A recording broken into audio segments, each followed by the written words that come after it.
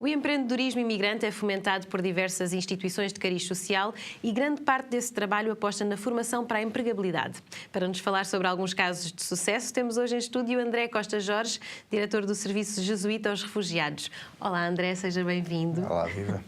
O Serviço Jesuíta aos Refugiados é uma instituição católica, mas a ajuda que oferece não se limita a nenhum credo, acredito. Claro, evidentemente, a nossa identidade atira-nos para toda a gente, para todas as pessoas, e, portanto, nós estamos desde sempre a trabalhar com todas as pessoas que chegam até a JRS e com as pessoas que nós procuramos também ir ao encontro, porque sabemos que estão em situações mais frágeis.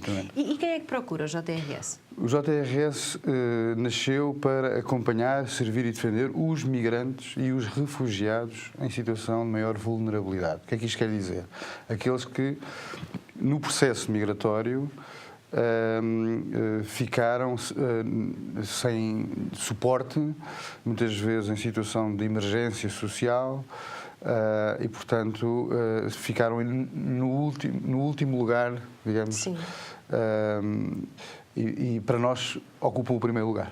Sim. E qual é a necessidade que aparece mais vezes, mais recorrente, em quem procura o JRS? Ora bem, as pessoas que chegam ao JRS procuram, em primeiro lugar, encontrar trabalho que lhes permita sustentarem-se e, portanto, que permita ter uma vida normal no país de acolhimento.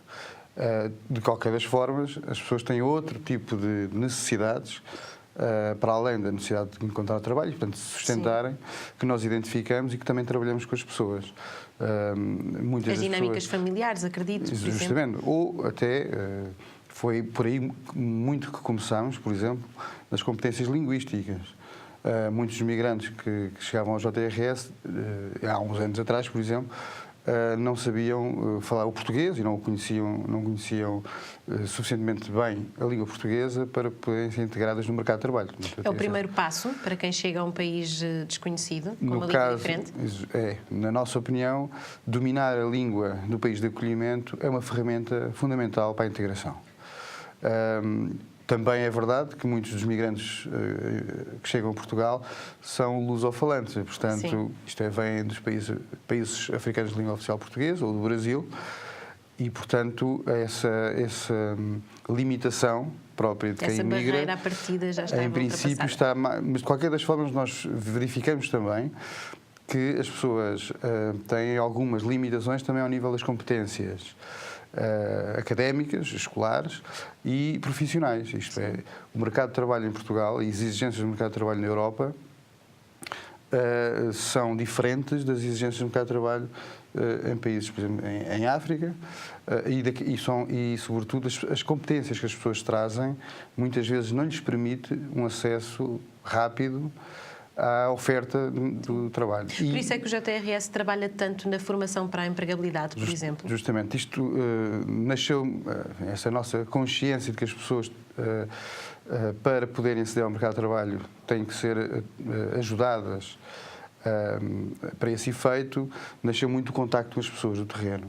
E, portanto, nós fomos verificando que para cada tipo de perfil de imigrante haveria que encontrar respostas formativas que complementasse as competências que as pessoas já trazem de base, sim, e que reforçasse algumas outras competências. E, portanto, fizemos cursos de português, por exemplo, já há muitos anos, para imigrantes que não falam, não dominam o português, mas depois fomos desenvolvendo outras formações, nomeadamente em competências profissionais, para setores em que os migrantes têm mais mercado de trabalho. Exatamente. Sim. E por isso é que surge a Academia? A Academia, exatamente. A Academia JRS é já um processo mais amadurecido, sim, porque nós fomos fazendo formações ainda de forma diria assim, informal, e esta é a base, sobretudo no princípio do trabalho com as pessoas, mas fomos amadurecendo este processo e a Academia JRS surge como, digamos, uma forma mais estruturada de pensar as formações e a oferta formativa para os migrantes. No fundo, o princípio é este. E em que é que consistem essas formações?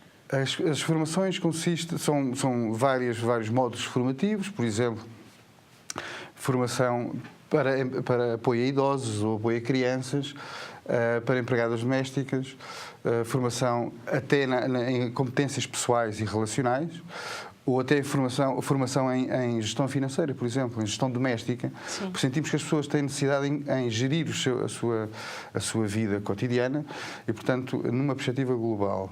Mas, concretamente, na parte da empregabilidade, por exemplo, muitos dos nossos imigrantes trabalham na área dos serviços domésticos ou no apoio a idosos ou no apoio a crianças. Algumas das pessoas não tinham ainda os conhecimentos básicos e, sobretudo, sentíamos que o difícil não era tanto a pessoa aceder ao mercado de trabalho, era permanecer no mercado de trabalho com níveis de satisfação por parte dos empregadores que lhes garantisse, digamos, a continuidade no mercado de trabalho. E o que fizemos, a Academia, uma das coisas que fez foi um dos projetos que foi felizmente apoiado pela Câmara de Lisboa, o projeto Casa em Ordem, que, no fundo, em contexto, trata-se num contexto de trabalho, isto é uma casa, nós ajudarmos as pessoas, prepararmos empregadas domésticas para o serviço doméstico de acordo com as necessidades que o empregador tipo normalmente tem. Sei que esse projeto está a correr muito bem, daqui a pouco já vamos falar de alguns casos de sucesso, mas de pequenino é que se torce o pepino, já diz o ditado popular. E a iniciativa que vai conhecer é um ótimo exemplo disso mesmo. Já com a segunda edição em pleno andamento, a Academia Ubuntu pretende formar líderes, jovens com capacidade de liderança para implementarem os seus próprios projetos junto das suas comunidades. Nelson Mandela, Gandhi, Martin Luther King são algumas das referências estudadas neste curso que de 2 em 2 anos dá bases sólidas às 80 novas ideias de empreendedorismo social que cada turma promove.